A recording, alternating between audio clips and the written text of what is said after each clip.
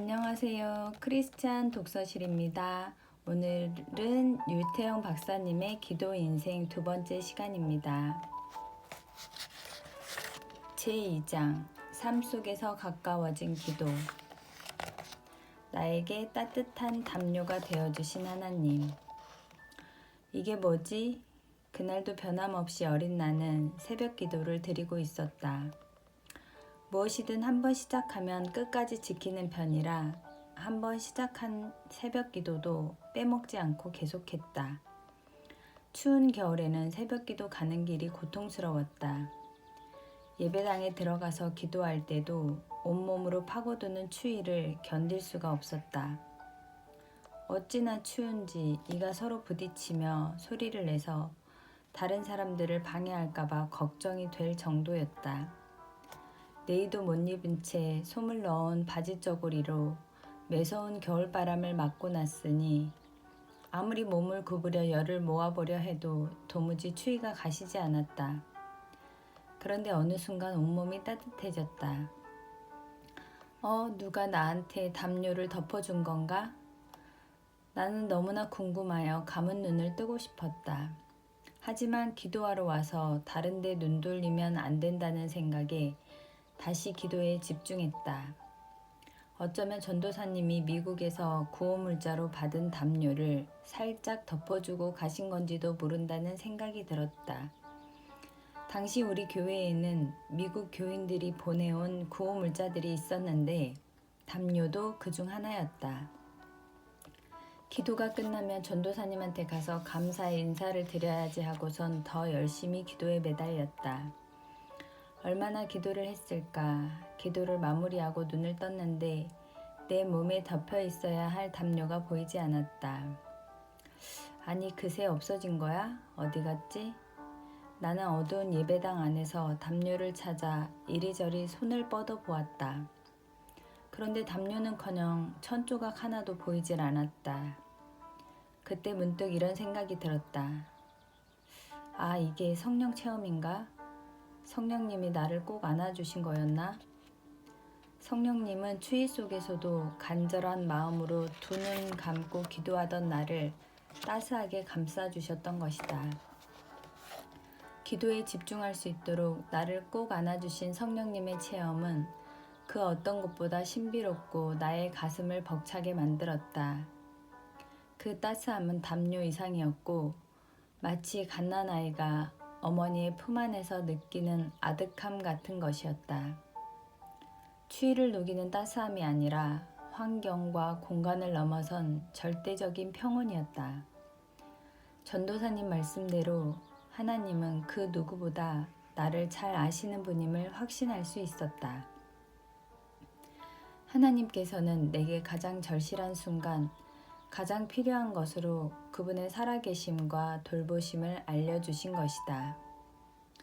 한없이 어리기만 한 내가 금방 알아차릴 수 있도록 보여주신 하나님의 은혜였다. 날마다 교회에 와서 새벽 기도를 드리는 나에게 하나님이 주신 선물이었다. 집으로 돌아가는 내내 나는 이전과는 또 다른 하나님과의 친밀함을 느꼈다. 전도사님이 주일학교에서 성경을 가르치실 때 늘 하던 말씀이 생각났다. 하나님이 세상을 이처럼 사랑하사 독생자를 주셨다는 것과 그 독생자가 다른 사람이 아닌 나를 위해 돌아가셨다는 것이었다. 교회를 다니는 날부터 하나님을 믿고 그분의 말씀을 따르려 애썼지만 그날 새벽 기도에서 맛본 체험은 말로 다 표현할 수 없는 감격이었다. 하나님 감사합니다. 추운 저를 꼭 안아주시는 하나님 감사합니다. 난로 하나 없는 교회에서 변변한 옷 하나 없이 추위에 떨며 기도하던 나를 사랑하셔서 꼭 안아주신 하나님은 하늘 위 저 멀리 있는 높고 높은 우주에 계신 하나님이 아니라 내 등을 감싸며 내 곁에서 나의 기도를 들으시는 나의 하나님으로 다가오셨다. 하나님을 믿은 그해 나는 성령님을 체험하고 나서 하나님 앞에 더욱 열심히 신앙생활을 해야겠다는 생각이 간절해졌다. 그날 이후부터 새벽 기도는 더욱 뜨거워졌고 기도할 때마다 더 가까이 하나님을 느낄 수 있었다. 하루도 빠짐없이 새벽에 교회를 찾아 하나님 앞에 무릎을 꿇고 기도하면서 하나님은 전지전능하시고 나를 사랑하시며 하나님의 뜻에 합당한 기도는 반드시 응답해 주신다는 믿음을 굳게 키워나갔다. 그날의 성령 체험은 하나님과 나만의 특별한 만남이었고 그 자체만으로도 나에게 매우 소중했다. 요즘 교회들 사이에서 특세 열풍이 불고 있다. 새벽 기도에서 느끼는 희열은 느껴보지 않은 사람은 모를 것이다. 그 희열을 나는 오래전부터 알고 있었다. 나의 새벽 기도는 언제나 특세의 연속이었다. 옳다고 생각하면 그 길을 포기하는 법이 없는 뚝심은 바로 이 새벽 기도에서 확실히 배웠던 것 같다. 나는 예나 지금이나 수많은 기도 가운데 새벽 기도를 제일로 여긴다. 갈급한 마음과 집중된 영혼의 상태, 우선순위를 드리는 태도 등이 기도를 참되게 만든다는 사실을 평생을 통해 깨달았다. 바쁠수록 하루의 첫 시간을 하나님께 드릴 때 얻는 은혜와 힘은 그 무엇으로도 대신할 수 없다.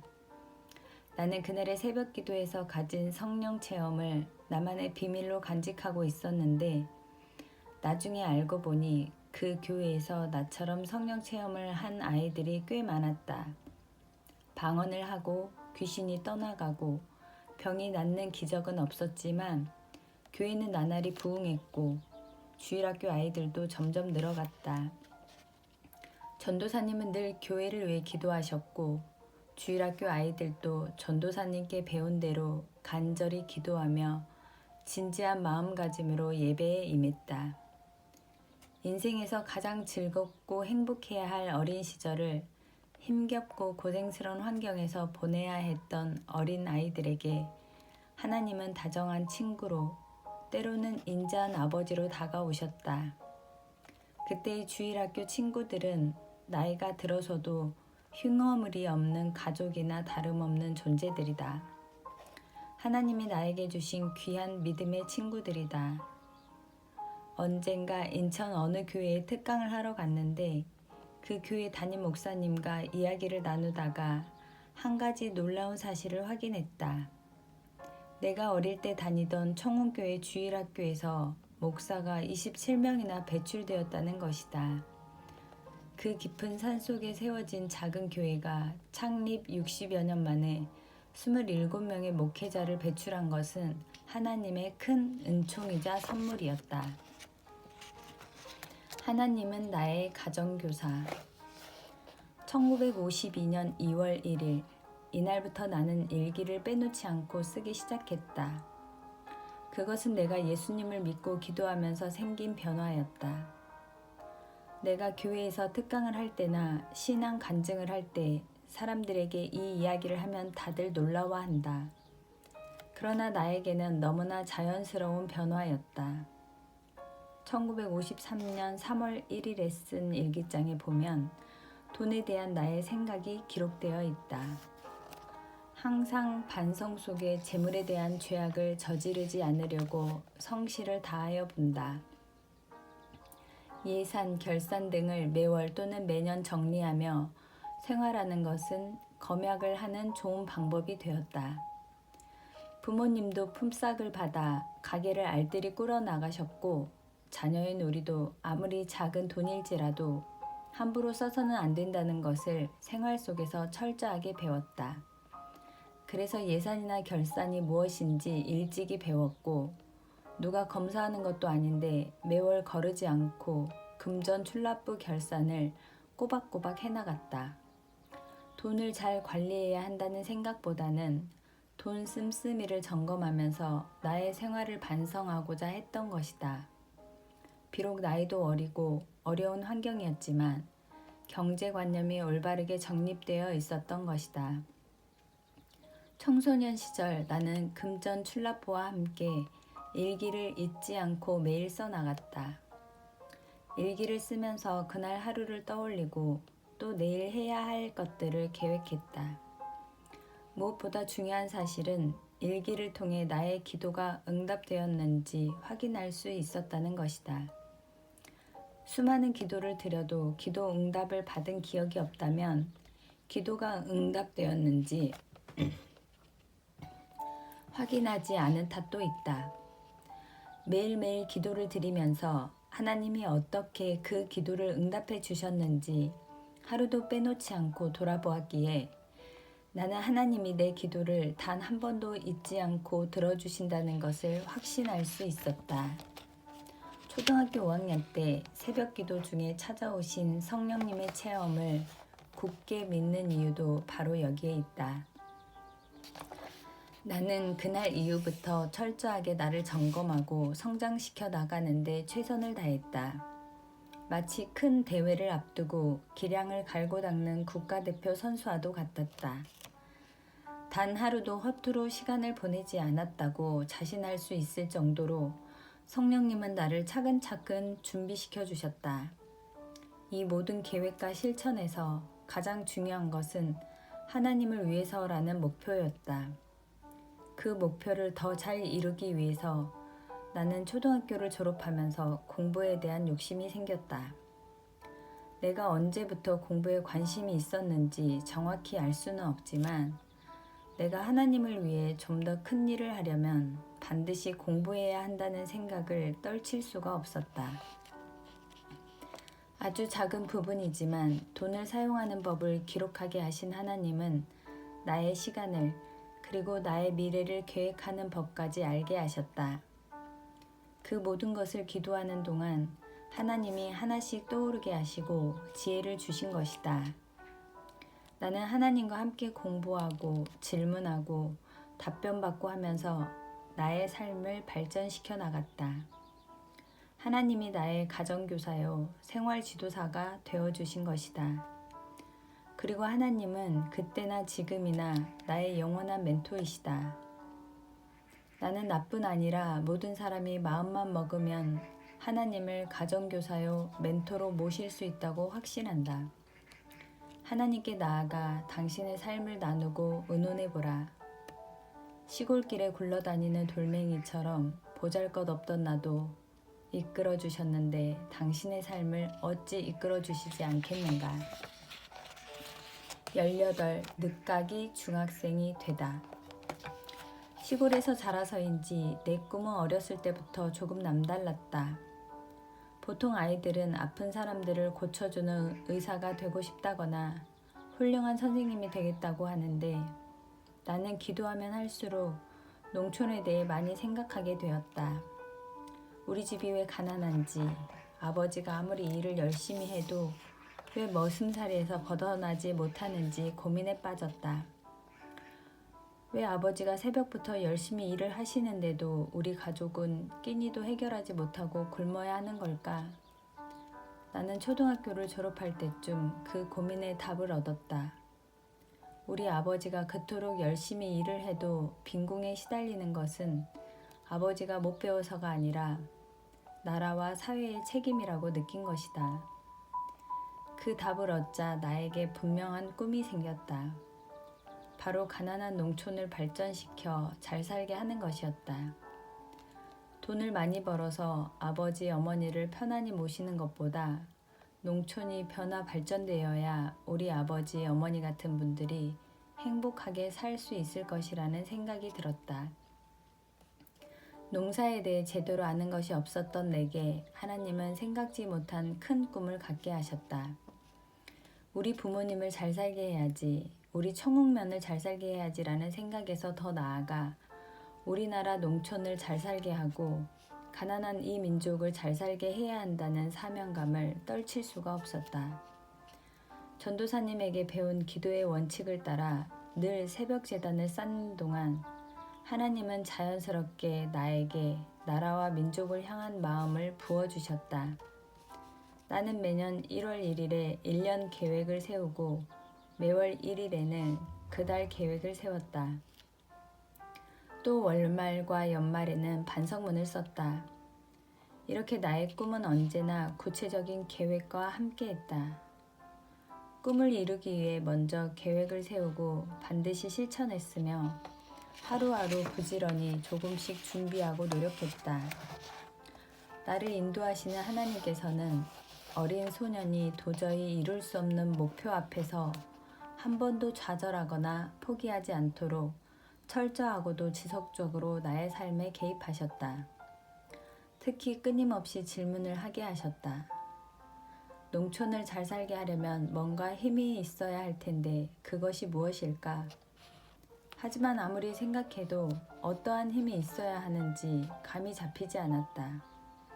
그래서 자칫 허황되다고 여길 수 있는 꿈에 대해서 나는 진지한 마음으로 새벽 기도를 통해 하나님의 지혜를 구했다. 하나님, 우리 농촌을 발전시킬 수 있는 방법을 알려주세요. 제가 어떤 일을 할 수 있을지, 어떤 힘을 키워야 하는지 말씀해 주세요. 새벽마다 기도하면서 내가 무슨 힘을 키워야 농촌을 발전시킬 수 있는지 하나님께 묻고 또 물었다. 그러던 중 해결의 실마리를 얻게 되었다.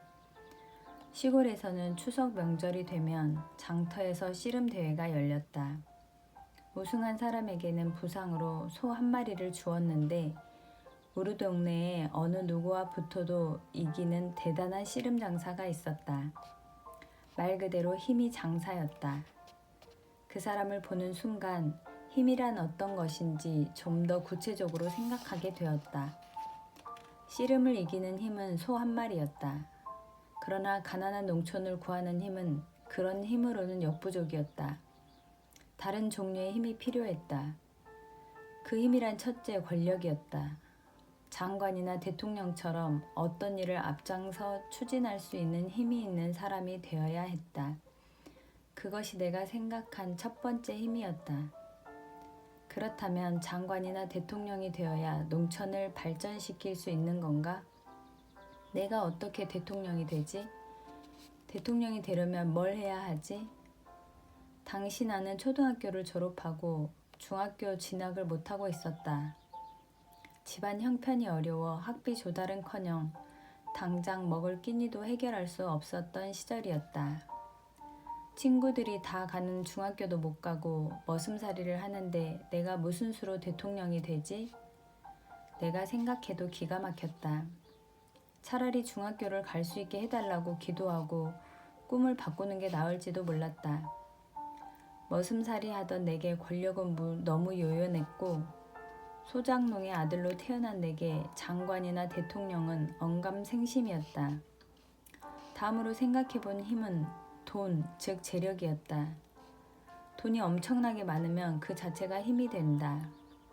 재력이 크면 클수록 나라와 민족, 사회를 위해 큰 일을 할 수 있다. 그러나 밥 한 끼 먹을 것도 없는 형편에 어마어마한 재력을 어떻게 갖는단 말인가. 그러던 중 미국 대통령을 지낸 아브라함 링컨이 16세의 흑인 소녀가 쓴 책을 읽고 노예 해방운동을 했다는 것을 알게 되었다. 이때 글을 쓰는 힘인 필력 역시 세상을 움직이는 힘일 수 있다는 생각이 들면서 나도 필력을 가져야겠다고 마음먹었다. 역사를 살펴보아도 글을 잘 쓰면 그 글을 읽고 많은 사람이 감동을 받아 혁명이 일어나기도 하고 세상이 뒤바뀌기도 했다. 힘에 대한 나의 생각이 서서히 좁혀지기 시작했다. 필력, 설득력, 판단력, 기획력, 추진력, 정보력 등이 내가 키워야 할 힘이라는 생각에 이르렀다. 이 힘들을 얻기 위해서는 공부를 해야 하는데 그 공부는 학교에 가야만 할 수 있다는 판단이 들었다. 초등학교를 졸업하고 머슴살이만 하고 있던 내가 중학교를 가야겠다고 결심한 것은 오직 힘을 키우기 위해서였다. 이제 내가 키워야 할 힘은 찾았는데 중학교에 갈 방법이 없었다. 눈만 뜨면 밭에 나가서 소들에게 풀을 먹이고 농사일을 거들어야 하는데 어떻게 학교를 갈 수 있다는 말인가. 초등학교를 졸업한 후 3년 동안 나는 머슴살이만 하고 있었다. 언제나처럼 나는 대답을 찾을 때까지 기도에 매달렸다. 하나님이 나의 기도를 들으시는 것은 내가 끈질기게 매달려서인지도 모른다. 몇 날 며칠을 기도한 끝에 하나님께서 내 마음속에 한 가지 확신을 주셨다. 현재 여건에서 최선을 다해라.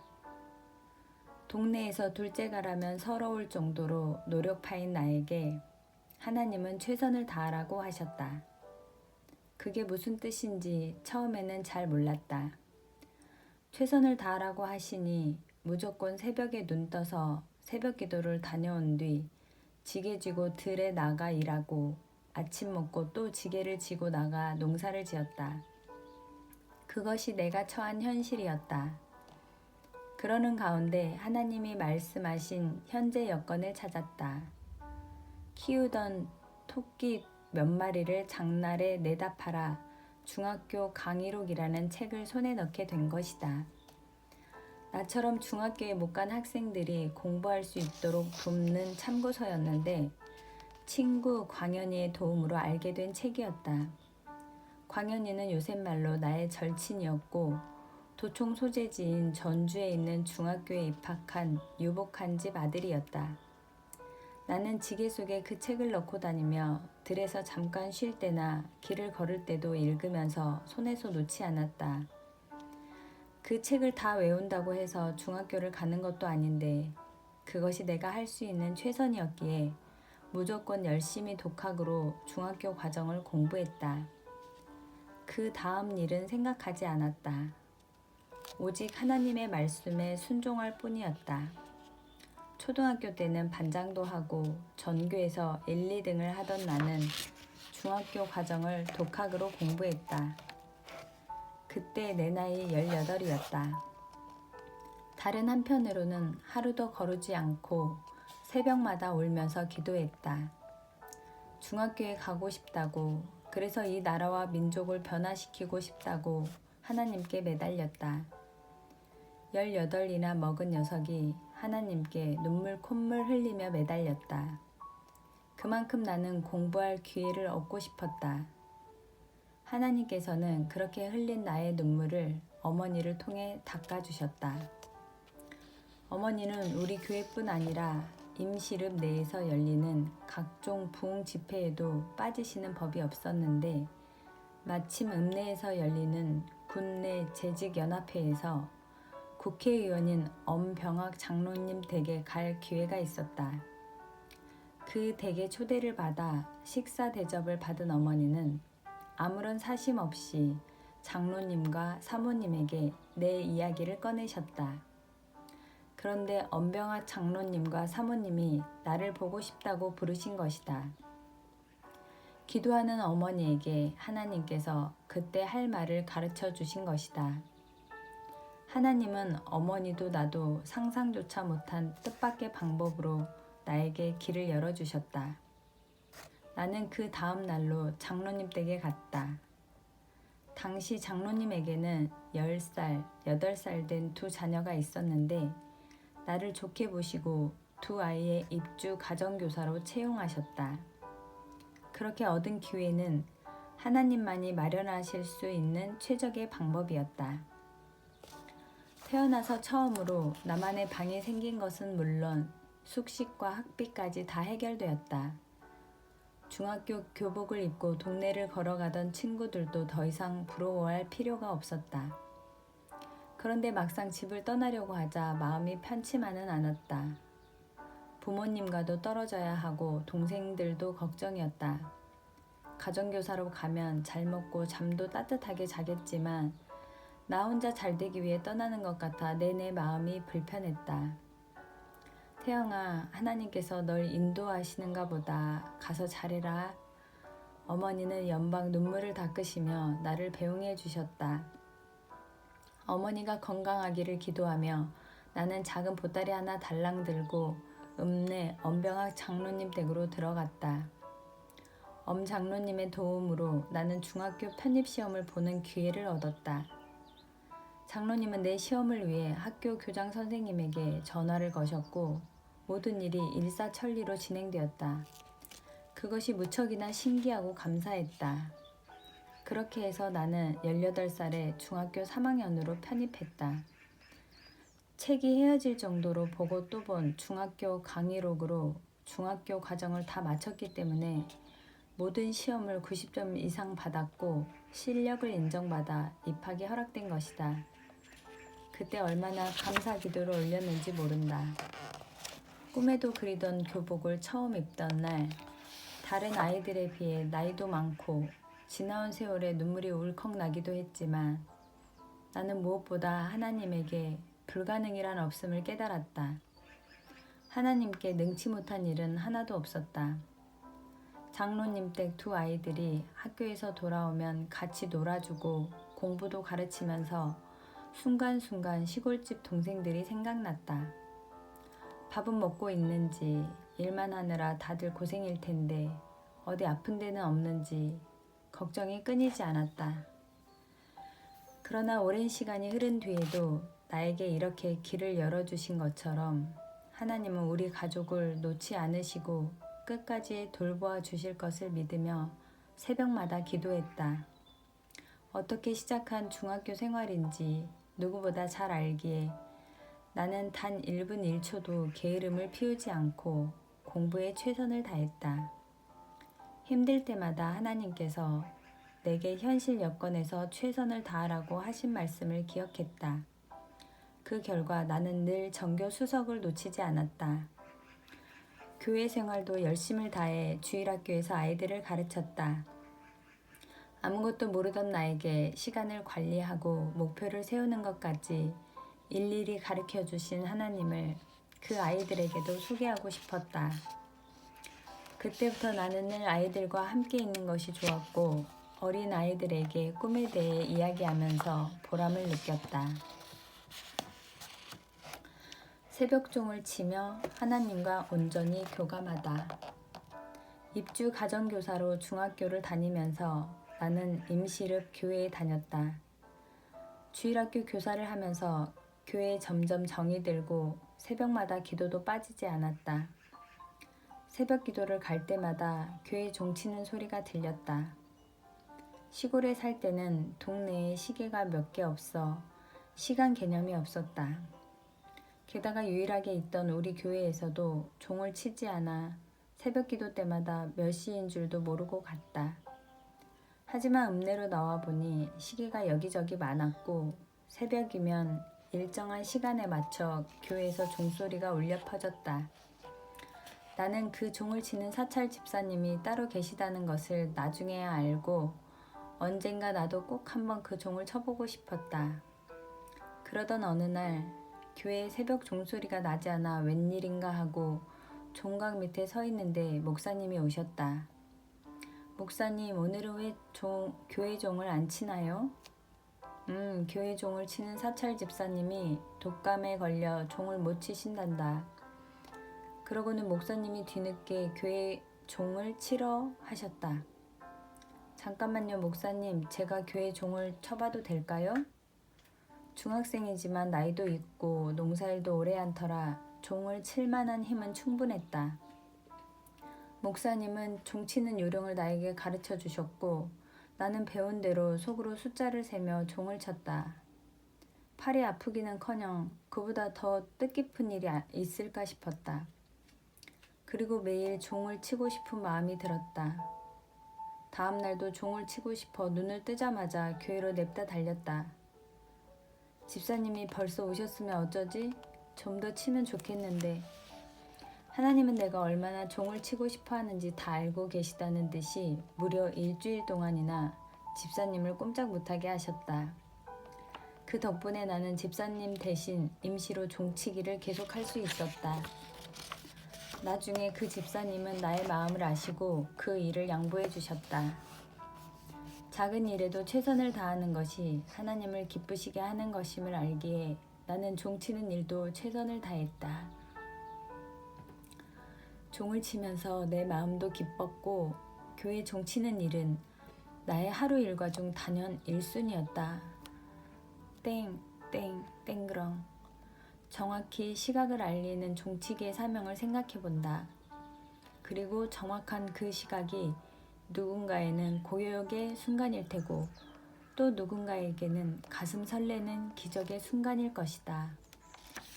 그 시각을 알리는 일을 하면서 나는 시간을 창조하신 하나님께 기도했다. 하나님, 시간을 만드신 하나님, 나의 시간을 주님께 드립니다. 나의 시간을 주님을 위해 쓸 수 있도록 도와주십시오. 나의 시간을 주님을 위해, 이 민족을 위해 쓸 수 있도록 힘을 주십시오. 내 영혼이 살아서 온전히 하나님과 교감하는 시간이 바로 그 새벽종을 치는 순간이었다. 나는 누군가의 귀에 닿기를 바라는 마음을 담아 하나님의 귀에 내 기도를 올려드리며 그의 종을 쳤다. 나는 더없이 거룩한 종치기가 되었다.